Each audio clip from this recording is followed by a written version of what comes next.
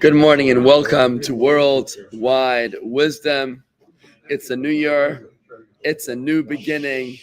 We're starting the Torah all over again. A little hoarse, a little hungover, but it is the day after Simchas Torah. We're starting the Torah all over again. And it's incredible when you start the Torah on Breishis. For starters, I want you to know that the Torah is not just something you're doing again, but the Torah is like a staircase. That even though you're at the same point that you were last year, but you're moving upwards. So your interpretation is deeper, broader, higher, more inspired than it was last year. Last year you were understanding things that were simple compared to where you stand today. And that's how you're supposed to view the cycle of Torah, as a continuous cycle. And I want to give an example of that. So the very, very first words in the Torah tell us about the eternal claim, the unbreakable ownership of the Jewish people to the land of Israel. The very first words. Let's take a look at how this appears in the Torah. If you open your book, Parshas Breishis, Elohim es hashamayim v'haaretz, in the beginning of God's creation of the heavens and the earth. I want you to go to middle of page 2. Right in the middle, you'll see a translation of Rashi. 2. Right in the middle of page 2. There's a translation of the very first Rashi, which I want you to see. Right in the middle, you see what it says Rashi, the question, why does the Torah begin with the creation of the world? Middle of page 2. So you see this is Rashi. Rabbi Yitzchak said, surely the Torah should have begun from the words, this month shall be for you, which is in Exodus chapter 12, verse 2. The first commandment, which the Jewish people were given. Why is the Torah not beginning with the very first commandment given to us in the middle of the book of Exodus? This is the mitzvah of time, the mitzvah of the Jewish calendar. Why does it begin with in the beginning? Why does the Torah start with a bunch of stories? Adam and Eve, the snake, tree of knowledge, Abraham and Sarah. Why do we need these stories? This is the question posed by Rabbi Yitzchak 1,700 years ago in the Talmud. The reason, now Rashi writes this 900 years ago. The reason is conveyed by the verse from Psalms. He declared to his people the power of his works in order to give them the inheritance of the nations. So God is telling us of his power in order that we can have ownership of the land of Israel. I.e., if the nations of the world will say to the Jewish people, you are robbers, for you seized the land of the 7 nations who inhabited Canaan. If the nations of the world accuse us of stealing their land, have you ever heard of such a thing? Never. Can you imagine? Rashi's writing this 900 years ago, quoting Rabbi Yitzchak from 1,700 years ago. You look at this and you realize it's prophecy here. They envisioned the United Nations. I'm just waiting for President Trump to declare United Nations a terrorist organization, which they really are. They're a bunch of bullies. They're not a league of democracies. They're a league of dictatorships. Mondami said he would arrest Netanyahu. Right. No surprises. He said that several times. So back to the Rashi, folks. This is the first Rashi in Torah. First Rashi in Torah. So if the nations accuse the Jewish people of having stolen the land of Israel, they will reply, the Jewish people will reply the following. Now that we know the strength of God's actions, we have claim to the land. The whole earth belongs to God. He created it and granted it to whomever was deemed fit in his eyes. It was his will that they should have it, the nations, and by his will he took it from them and gave it to us. That's a very, very important Rashi. Now, the way we've learned this Rashi so far, until now, in a way which is, we're going to upgrade it now. But so far, the way we've learned it is like this. We've learned it to mean that the reason why the Torah, the first book and a half of the Torah, goes through all the narratives of creation from Adam and Eve, all the way through to Moses, which would have been, Moses received the Torah in the year 2448 after Adam and Eve, after creation. So the first 2448 years of the Torah is documented only in order that we in 2025 should have the gumption and the strength to stand up to the nations of the world, to stand up to your neighbor and to your colleague at work and your Facebook friend, your brother-in-law, your uncle that says that Israel are colonizers, so that we should have the strength to be able to respond and say today, no, we're not colonizers. How can we be colonizers in the land of Israel? Israel, remember, it's Israel. God created the world. He gave the land of Israel to us. It's our land. In other words, if you say that we're colonizers, then it's a rejection of the Bible. If we are going to claim the land of Israel, it means we have to embrace the Bible. We have to embrace God. You can't be a secular Jew and also say that we're not colonizers. It doesn't work. You've got to be an observant Jew, valuing the Torah. At the same time, you can then lay claim to the land of Israel. Quick example. Rabbi Lau, the chief rabbi of Israel, was a famous survivor of Buchenwald. He's the former chief rabbi of Israel. I think his son is the Ashkenazi chief rabbi now. So Rabbi Yisrael Meir Lau once went to visit David Ben Gurion in his yishuv, Sde Boker, in the Negev. And he asked him a question. Is it true that when you stood before the Peel Commission in the 1930s, before the British inquiry, they were trying to figure out who the land of Israel belongs to, the Arabs or the Jews. And the Arabs made all their claims. And then you stood up and you declared, you pulled out the Bible. Is it true that you pulled out the Bible and you declared that by virtue of the Bible, this is our land? He says, yeah, Emet V'Yatzif. Yes.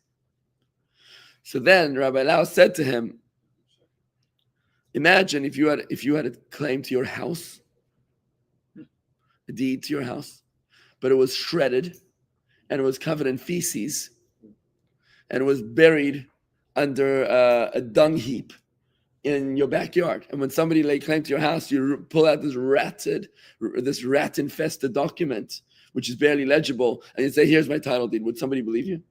No. Said Rabbi Lau to David Ben Gurion, who by then was a very old man. He said to him, if this is our title deed, the Torah, then why do you treat it like garbage? Right. You can't have it both ways. You can't reject God, reject Shabbos, reject tefillin, reject kosher, reject the chosenness of our people, reject the Jewish holidays, and say, oh, by the way, the Bible says. It doesn't work like that, right? So this is how we've learned it so far until now. But today I'd like to upgrade our understanding of this Rashi. I'd like to take it to the next level by asking a very simple question. Why is it that we need to even answer this question? That the nations of the land will say we stole the land. Is there any country in the world that wasn't conquered? I mean, let's talk about the Americans. I was talking to my kids yesterday about who discovered America. And one of my kids was asked a question in school. He was asked who America is named after. So he left it blank. So when the teacher marked him 0 on that question, he complained to the teacher. Why did you give me a 0 on that question? So he said, because the teacher said, because you didn't write the answer. So he said, what's the answer? So he says, the teacher said to my son, Amerigo Vespucci. So my son said, America's not named after Amerigo Vespucci. What are you talking about? Said the teacher. If it was named after Amerigo Vespucci, America would be called Amerigo Vespucci. It's not. It's called America. So it's not named after anybody. The teacher gave him the marks.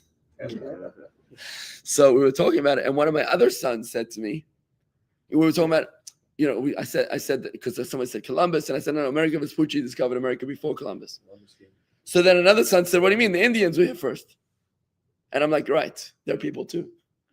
Indians are people too. Like, how do we say? You're not supposed to say Indians anymore. What are Native Americans? Right. How could we say that Amerigo Vespucci discovered America? That's a disgraceful insult to the people that were already living here. I mean, they were actually people living here. They weren't monkeys. They weren't orangutans. They were human beings. And we said, no. Amerigo Vespucci discovered America. Thank you very much. It's all right. My son said it. The Native Americans are here first. And I say, he's right. Right? So America is a country that's conquered. Right? France is a country. Every country in Europe is conquered. multiple times. The Vikings, the Goths, who the Byzantines, right? Every country has been conquered. Why is it that the Jewish people suddenly need to answer this question? Imagine if the French needed to answer this question. You stole the land from somebody, right? Or the Spaniards, right? They conquered the land from somebody. Every country in the world is conquered. So why is it that only the Jews need to answer this question? Because there's such hatred for people being Jews, it's natural. So you're suggesting that it's anti-Semitism, that the anti-Semites cannot bear the notion that the Jew actually has a home. Okay. But why is the Jew so insecure that he feels the need to answer this question? Imagine somebody came over to you and said, why did you kill your grandmother? What would you say to that person? Would you say, well, actually, when do you think, what date was it? What time was it? Let me check with my schedule to make sure.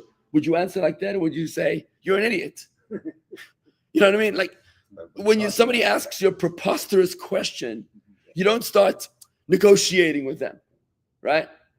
You say, that's ridiculous, and I don't need to engage with you, right? So why is it that we even feel the need to answer this question? Why is it that Rashi, Rabbi Yitzchak, the Torah, feels important to answer this question? There's got to be more to this question than mere absurdity and hatred. Because I think they foretold that the nations of the world are going to eventually say, how'd you get there? So that's what we've learned so far. Until now, we've learned this far, and it's a beautiful answer. And I think, Harvey, that we're struggling with applying that exact truth to our current reality.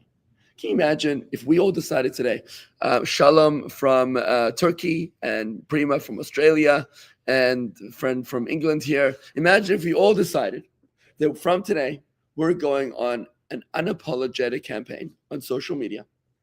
Anybody who claims that Jews are colonizers, we quote Genesis 1:1. You know how the Christians, they have like John 3:14 or something, whatever that is. I don't know what that is. But imagine if we went down and we just went on a Genesis 1:1 campaign. Genesis 1:1. First of all, the Christians would love it. Christians would have a field day. They'd love it. Imagine if we all decided from today on, Genesis 1:1 is the answer. Right? Wouldn't that be amazing? And even the Jews would be like, what's that? What does that mean? Right? And you start educating them, right? And you get the football players to put it under their eye makeup, right? So from our very existence, we've been defending ourselves. So isn't it just natural that we have a sense that we have to defend our right to the land? Yeah, but that's in our DNA. That's an exile mentality, Chuck. It's an exile mentality that we're constantly playing defense. It's time for us to go on offense. It's the first rule of negotiation, which is once you put something out on the table, you offer, you can't take it back. It's weakness. So once we said we'll start to negotiate the borders, whatever. We'll give you back the land. You lost it right there. That's it. Right. Right. Remember, a guy breaks into your house with a machine gun, right? Kills some of your kids, right? And then you manage to drive him out. And then he comes to say, why did you steal my machine gun? And you say, actually, I'll give it back to you. You just lost everything, right? Right? You just lost everything. So I just want to say that until now, we've learned, and we're still struggling with it, but let's go on a Genesis 1:1 campaign. A friend from Atlanta as well, right? Let's go for it. Genesis 1:1 from today on. Let's post it on social media. Let's get it out there. Let's make bumper stickers. Genesis 1:1. But let's take it to the next level today. Let's take it to the next level. The next level is like this. The next level is where the Rebbe explains, what is it that the Gentiles are saying? What is it that they're saying, you have stolen the land from us? What they mean is, the Rebbe explains. And don't forget, by the way, God did create the world, right?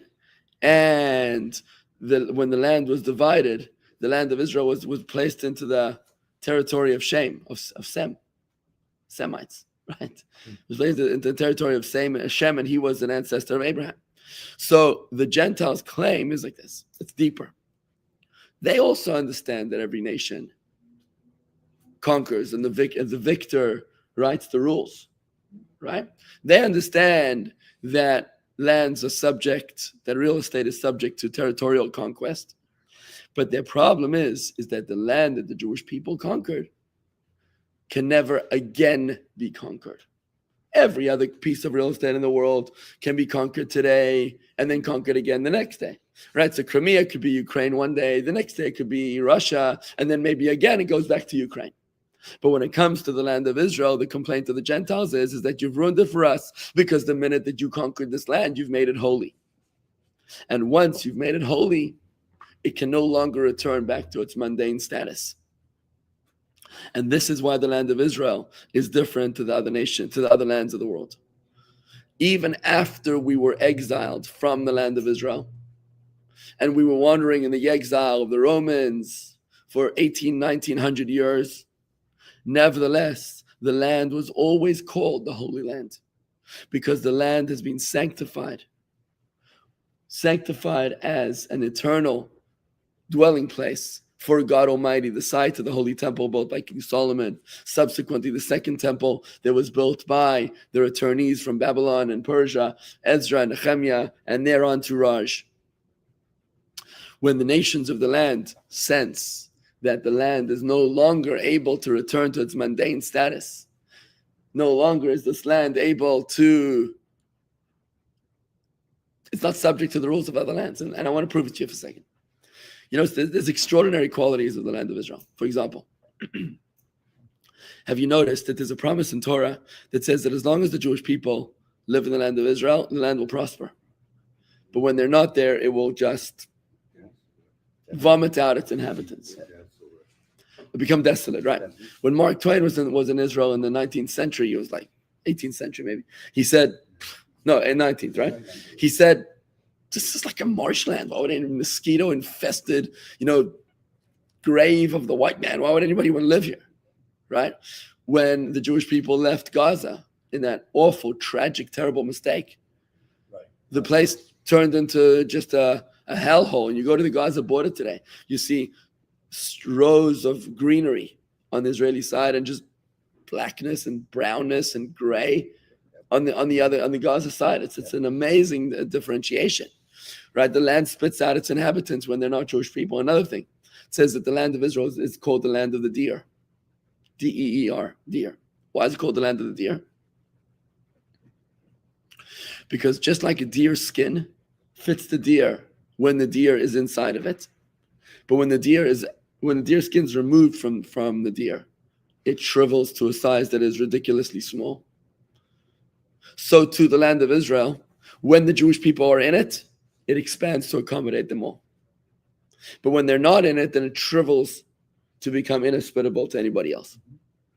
So these are extraordinary miracles. I mean, you even look at the miracles of the land of Israel. Had the American Department of Defense or Department of War, whatever they call themselves now. They don't even study the wars of Israel because they don't make sense. They don't make logical sense because there's so many miracles. There's open miracles, like even David Ben Gurion, and he wasn't famous for being an observant Jew. He said in Israel, to be a realist, you must believe in miracles. And this is the claim of the nations of the world. They say that why have you ruined our world? I'm just going to finish this point there. Why have you ruined our world? Because no longer are we able to live in your land like we do in all other lands. This is different. Why do you think you're different? And the answer of the Jewish people, in other words, it's not a political accusation, as we've learned until now. We're going deeper. Now it's a spiritual accusation. Why have you messed this up for us? That we feel less than. We feel now less than because we can't experience what you experienced in the land of Israel. And to this we answer that this was the intention and the plan of the master designer of the world. His intention was that he created this world. First of all, he created it and he gave it to whom he found fit in his eyes, to the Canaanites. First he created it, then he gave it to the Canaanites. But then he took it from them and he gave it to us because this is our purpose in this world. Our purpose in this world is in order to sanctify this world, to infuse holiness into this world. And yes, we are different as Jews. This is another argument for anti-Semitism, by the way, is that why we have to be different. Because we eat different, we do business different, we dress different, we speak different, we marry different, we do everything different. Because This is our mandate. This is our mission statement, is to sanctify this physical world and to make it holy. What that does is that it causes the Gentiles to feel less than, right? And that's their accusation, which actually does hold water. They're like, who do you think you are? And it's here that we need to stand up and have the gumption, muster the mettle, to be able to say, yes, we're different because we were chosen for this mission. And by the way, so are you. You also are chosen for a mission. This is our job as light unto the nations, is to allow the nations of the world to realize that they have a purpose in this world. They're not just props on the sets, but they also have to nurture a relationship with God Almighty. Yeah. Yeah, I remember when I was in Israel, there's an area in Israel. I remember there's people are going to they go into the water and they kind of they go underneath and I guess the Catholics consider that a holy place. They dunk in the water. So baptized, yeah. So I was just wondering maybe that's why they make the claim they're being baptized in Israel, in that land. Look, I'm not an expert in Christianity.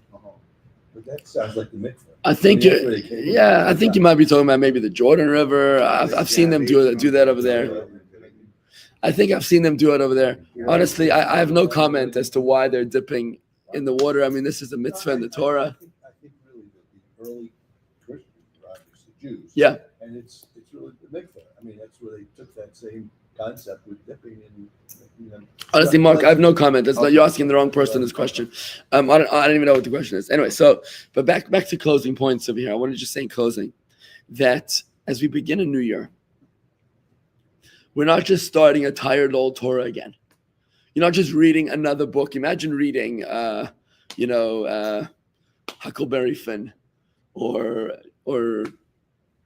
Hostage by Elisha Rabbi for the 50th time. It's going to be painful. When you're studying the Torah, it's not about Words, exactly. the finite wisdom. It's about the infinite depth of God's Torah. And what we need to gather on the very beginning of the Torah now is the sense of security and self-esteem, to infuse our faith, to deepen our faith, to say God created the world. He's the master of the world. Maybe 2 years ago, 5 years ago, you weren't sure if you believed in God. And maybe now you've come a lot further. Now I know this is a God. But now I'm getting to know this God on a personal level. Okay, so God created everything. And God chose the land of Israel. God chose me, my ancestors, all the way to Adam and Eve and Abraham, Isaac, and Jacob through the 12 tribes. When I can strengthen my sense of self-esteem to recognize and realize that I am God's chosen, I recognize that I have an awesome responsibility, not a privilege to scorn others with, but rather an awesome responsibility, which I have to take extremely seriously. Like Adam is confronted by God in yesterday's Torah portion, and God says to him, I gave you a job. Ayeka, where are you? I gave you a job, one job. Don't eat from the one tree. Ayeka, where are you? Now, God set us up for failure. Admittedly, we're not throwing Adam under the bus. But at the same time, God is asking us today in 2025, Ayeka, do you have the guts to stand up to the nations of the world, political accusations, and to say Genesis 1:1, the Torah is my title deed? And on a deeper level, do you have the ability to respond to the Gentiles' spiritual claim that yes, we're here to infuse holiness into this world, and you can join the revolution? That is where we have to take it in 5786. Rabbi, that to me is just the first half of the argument, that God created the world and the other deed. But every deed requires a detailed description of what it is that's being deeded. And in numerous places in the Torah, in fact, I was moved yesterday that in the Haftorah, on Simchas Torah, it says, your borders, this is God telling Joshua. He's telling Joshua, your borders will be from the desert and Lebanon here to the great river, the Euphrates River, all the land of the Hittites, to the great sea, to the direction where the sun sets. So that's the description. And there's other places in Deuteronomy where they give, so our argument has to be not only did God give us the land, but he described it specifically. And as a matter of fact, we're being very kind in just wanting the Judea, Samaria, and Gaza. Because really, we could demand Jordan, Syria, exactly, Iraq. And the river to the sea. and right. So Isn't that the great irony that from the river to the sea is what the Bible defines as the borders of Israel, yeah, from the Euphrates River yeah, to the Mediterranean Sea? exactly. I mean, And that should be, elsewhere it says Nile River to Euphrates River. and all religions, Christianity and even the Muslim religion, Except the Bible. accept the Bible. So you can't accept the Bible Did and not accept the fact the that Muslims, God gave the land and he described the land. So did the Muslims So having accept the said all Bible of and the that, Quran? you and us should be very unhappy with where, I don't want to get political, but where this peace plan Totally. has brought us. Absolutely unhappy. Because what it is it's giving away land that belongs to 100%. Jewish people. Let me be clear. I So- spoke about this in Simchas Torah. I said we're joyous that the 20 hostages were released. Of course, we're dancing with joy for that. But are we happy about some sort of a deal now that will not allow us to continue the war to eliminate Hamas? That we have this thorn in our side that's now going to undoubtedly begin to plan the next October 7th, God forbid? No, forget Hamas. The fact that we are now giving up, and like I said before, in negotiation, once you give Put it on the up, table, you yeah. cannot bring it back. What are we giving up? Then I'm not familiar. Gaza. Oh, we are giving up We're Gaza? giving up Gaza. Yeah, we're not done. They're not giving up. I'm not intimately familiar with the details, but I just think that the negotiating stance, and this is where I agree with you 100%, the negotiating stance should be like Israel's opposition leader said to Trump in the Knesset. When he spoke in the Knesset, it was amazing. Israel's opposition leader is a very secular Jew. His father was notorious like to be an atheist. So he gets up and he says, listen, in front of the world, President Trump, he says, the Bible is not the end of our story. It's not the end of our claim to the land of Israel. The Bible is the beginning of our claim. And he says the greatest intelligence secrets of Israel's geopolitical ambitions are contained within the verse of the Torah that says, to you and your descendants I have given this land as an eternal inheritance. Right? And when we now are being forced by the war of October 7th to reflect inwards, to reflect on our own values, we're being forced, even Israel's opposition leaders being forced to go back into the roots and ask ourselves a tough question. So why are we here? We realize that we have no choice but to turn to our Bible. And like I said at the beginning of the story here, I said, if you're going to trash your title deed, it's going to be worthless. We must embrace that title deed. We have no other choice. And then to walk into negotiations with that. For Israel to walk into an American negotiation and to say, yeah, we'll do whatever you tell us, that's pathetically weak. Yep. We have to say, no, we're not going to apologize for existing. We're not going to apologize for bringing our boys and girls home. We're not going to apologize for wiping out our enemy. I think the first thing Israel needs to do today is to institute the death penalty. Yep. First thing, they have to execute every terrorist that's convicted of terrorism. There should be no bargaining chips anymore. There should be no incentive for terrorists to take hostages. You can't get these hostages. You can't get these terrorists back. Why are we feeding them? Why are we educating them? You were trying to kill yourself, right? So why are we stopping you? Sinwar was arrested in Israel for a terrorist attack years ago. He had brain cancer. Israel saved his life. And then he went on with the Hebrew that he learned to plan October 7th. What are we doing here? It's absolutely insane. It's ridiculous because we lack the courage of our convictions. If we've learned one thing from this war, it's that we have to lean inwards, not outwards. Our strength comes not from the United Nations,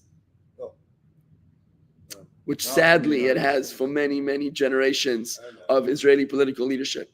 Our strength comes from God Almighty. And it's only when we can accept that, we can stand up to the world and the world can say, wow, Israel has finally grown up. Well, Israel is Mazel tov in your bar Israel mitzvah. is the most powerful nation in the whole Middle East.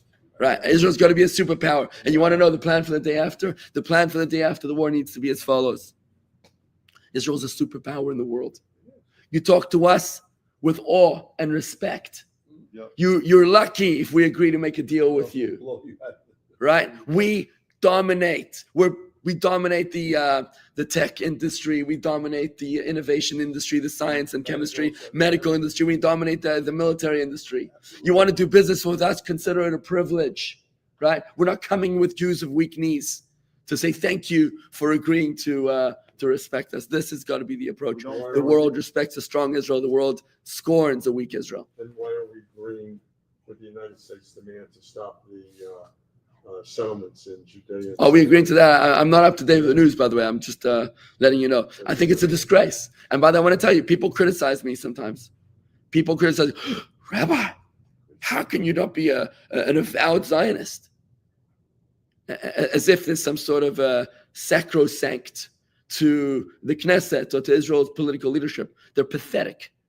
They're pathetic. They're a disgrace in many ways to our values as Jews. Right, and if they're giving up, if they're risking the lives of Jewish people by agreeing to dangerous deals in violation of Torah, right, in violation of Torah values, then this is not anything we stand for. That's why I say we've got a very complex approach to this deal. We're thrilled that the hostages came home, but we're heartbroken, we're crestfallen that we're agreeing to tie our hands behind our backs. How are we supposed to fight like that? Now we have nothing to. I'm not sure what we agreed to. I have to be honest with you. I don't know yet. All the Jewish holidays have been way too much to follow. I've not been able to follow all the details. I don't know. I can't comment. But I want to say that if we in fact have agreed to maybe relinquish ownership of certain parts of the state of Israel, of the land of Israel, and thus jeopardize the lives of Jews who are living in those areas, I think it's an absolute disgrace. Well, I think the Torah gives us a life estate, and it gives our great. And we say, no, we don't want it. Generations Exactly. later, have the remainder. I don't think we have the right to deed that away.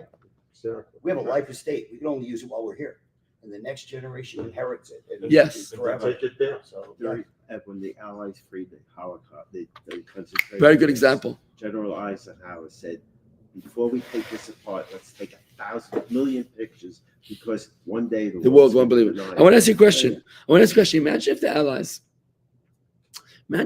made a prisoner exchange with the Nazis. They said, we're going to end the war, but we're going to take the Auschwitz and you're going to get our POWs, your POWs, right? Imagine if we did that with the Japanese. What an insult that the Allies understood that it was unconditional surrender. That's it.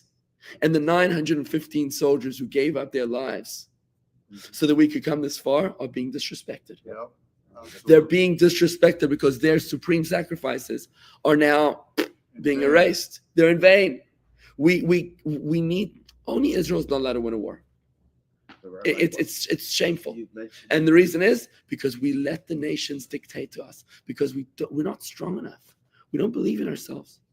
And the time has come for us to stand up for ourselves. Mordechai before, if somebody came and said to him that you could, I'm tired of having to defend ourselves. We don't need to defend the whole world because no matter what we do, no matter what proof we have, they're never going to accept us. Never.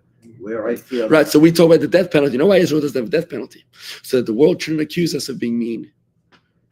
I think that ship sailed a very, very long time ago. I feel the energy that we should spend is within ourselves.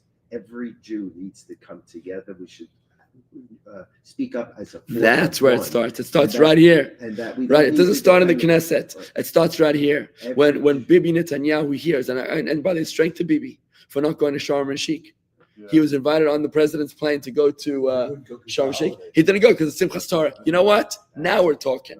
Show the world our values come first. And you know what? I bet you the Gentiles respected that. They're like, oh, a Jew who actually respects himself. Who ever heard of such a thing? Rabbi, Right? I think at the Knesset, every member of the Knesset should wear a yarmulke and show the world we're Jews. Absolutely. That's right. Absolutely. This is who we are. Not everyone that They're can Arab, They're Arab.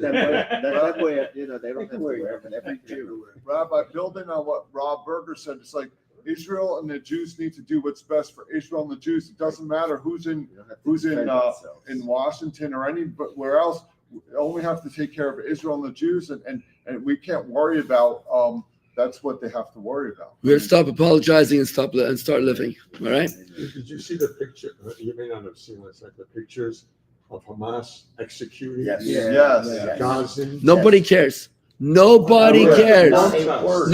No Jews, no news. Kneeling down. Yes. Public shooting executions. in the head. And Like, you know what the worst part was, Rob? You know what the worst part was? For Hamas to execute Gazans, I mean, there's nothing new here.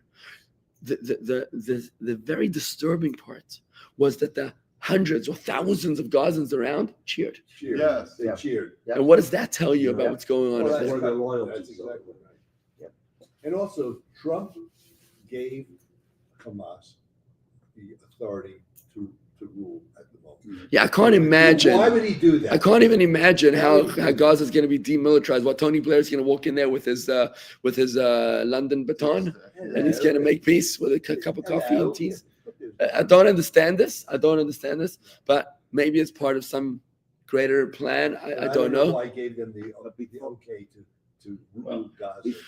But Marty, before we condemn anybody, the Gentiles, Trump, or whatever, we have to look within ourselves and look at ourselves, how divided we are, and how many American Jews that you know that have been, we're going away on vacation, and where did they go? We go to France. Oh, we love Paris. We love England. I don't go to Europe. And they've never I been don't to travel. Israel. Okay, so let me just reach you. Point number 16 from the 20-point plan. Was it 20 or 21 point? I can't tell. 20. Israel will not occupy or annex Gaza as the ISF establishes control and stability. The IDF will withdraw based on standards, milestones, and timeframes linked to demilitarization that will be agreed upon between the IDF, the ISF, and the guarantors and the United States, with the objective of a secure Gaza that no longer poses a threat to Israel, Egypt, or its citizens. Practically, the IDF will progressively hand over the Gaza territory it occupies to the ISF, according to an agreement they will make with the transitional authority until they are withdrawn completely from Gaza, save for a security perimeter presence that will remain until Gaza is properly secure from any resurgent territory, which means all 915 soldiers that died have died in vain, all their advances. And I want to just conclude with this point. We cannot put our trust in people. We cannot put our trust in human beings. This is idolatry. To believe in Obama or McCain or Biden or Kamala or Mamdani or in Trump, it's all idolatry. It's all idolatry. You cannot do that. There's only one place that we can turn for our trust. We throw our trust upon God Almighty. It's to God who we pray. It says it on the dollar bill. It says it on the dollar bill, and it's time we read it. We read it. What does it say? Money talks. How does it go? Money talks, something walks. Oh, is that it? All right. Anyways, folks, that's You don't want to hear that. That's the truth. all right. Somebody's asking, what's the problem with the Zionist? It's a holy word. There's no difference between Jewish and Zionist, right? Or am I wrong? He's not entirely wrong, this person, because the word Zionist does come from Torah. That's Zion. Zion is Zion means it's a Hebrew word. The word has been bastardized. That's the problem. It's been bastardized by the secular atheist communist Zionists. Secular atheist communist Zionists. You know, Theodor Herzl and his followers who tried to establish a nationalistic state which was anti-God. And that's when Zionist became like a very confusing term. The Constitution never mentions God. Right, the Constitution never mentions God. So essentially you're correct. The word Zion does come from Torah. But what it's come to mean is a rejection of God, and that's where it becomes like a problem, right? So it is. We're very conflicted. It's a very complicated situation. The bottom line is all we need to know is we're Jews before we're Israelis, right? We're God's chosen people. And if we don't accept the Bible, if we reject the Bible, we're rejecting our title deed to the land. Right. If we reject God, we have no claim to the land of Israel. I should call. Yeah.